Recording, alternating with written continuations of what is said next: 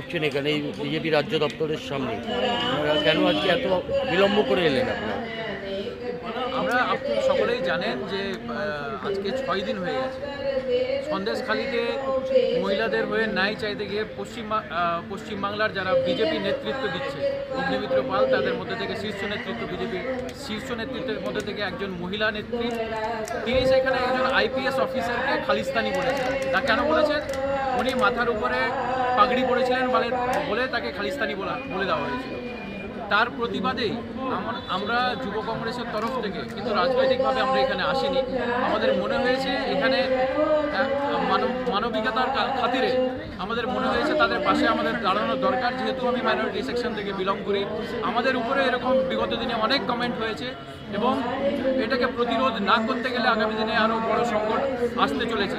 তাই আমাদের মনে হয়েছে যে আমাদের সকলকে সংগঠিত হয়ে এই আন্দোলনকে আরও রাজ্য স্তরে যাতে আমরা নিয়ে যেতে পারি তারই একটা চেষ্টা, এবং সাথে সাথে বিজেপির যারা নেতৃত্ব দিচ্ছেন, যারা এই কমিউনাল সেন্টিমেন্টগুলোকে নিয়ে খেলা করছেন, তাদেরকে একটা হুমকি দেওয়া যে আপনারা যদি এই রাজনীতি এই পশ্চিমবাংলায় চালিয়ে যান তাহলে আমরা কিন্তু ছেড়ে কথা বলবো না।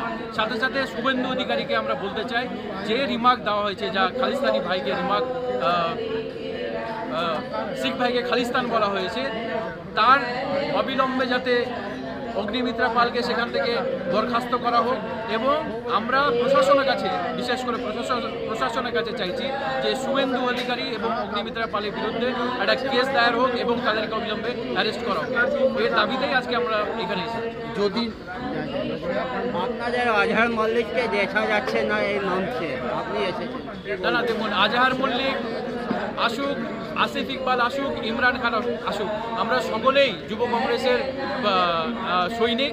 আজহার মল্লিক হয়তোবা অন্য জায়গায় গেছে, তারা সন্দেশখালী গিয়েছিল, আজহার সন্দেশখালীতে গিয়ে চেষ্টা করেছে ঢোকার, তাদের হয়ে লড়াই করার চেষ্টা করেছে, সেখানে আমরা ছিলাম না। আজকে আমরা সময় পেয়েছি, আমরা আজকে এখানে এসেছি। আগামী দিনে আমরা চাইব, আমরা যখন আসবো আমাদের সাথে হয়তো আজহারও থাকবে, এবং এমনও হতে পারে আজহার আলাদা করেও আসতে পারে, তাতে কোনো যায় আসে না।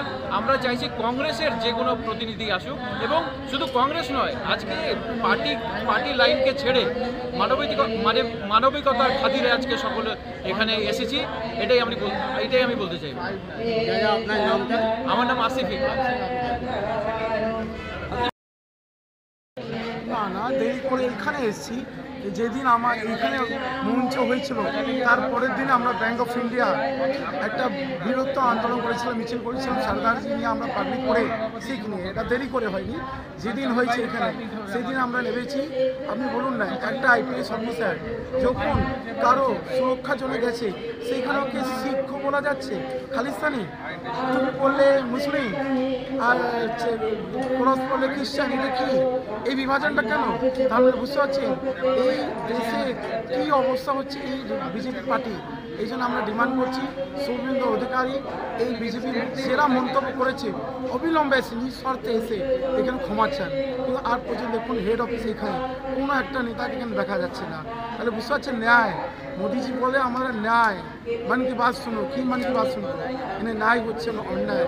এই অন্যায়ের প্রতিবাদে আমরা আজকে পার্টির পক্ষ থেকে নিশ্চয়ই এসেছি, কিন্তু এখানে কোনো পার্টি ঝান্ডা নিয়ে আসেনি।